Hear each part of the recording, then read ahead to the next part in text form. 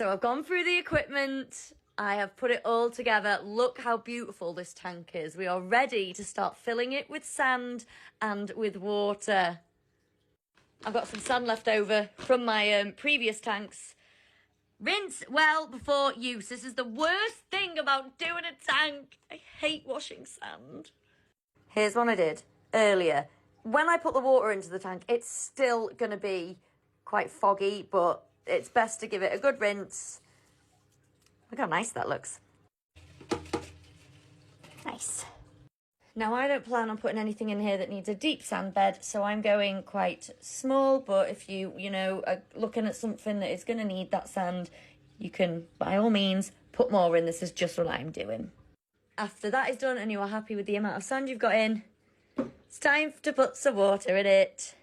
A lot of local fish shops do actually supply ready-made salt water. So if you're just, starting out, you don't have to worry about mixing it yourself. That can be something that you do further down the line, which is exactly what I did. I now mix my own, but I spent years buying it from my fish shop. Now, my water's up to here. Before I fill it anymore, I have something nice I want to put in here. I got myself the Eco Reef centerpiece that is made for this tank. I think it's like specifically made for this tank. Either way, I saw it in there, it looked really, really nice, and I said, you know what, I want that in mine too. I've never gone for a centerpiece before. I've always gone for like live rock and stuff, so I'm quite excited to see how this looks in the tank. It goes that way, I'm assuming. Ooh, look at that! I've decided I'm going to put it in that way, because it looks more open. Very nice. And it looks like live rock, that's the whole point of it. And here it is. All switched on.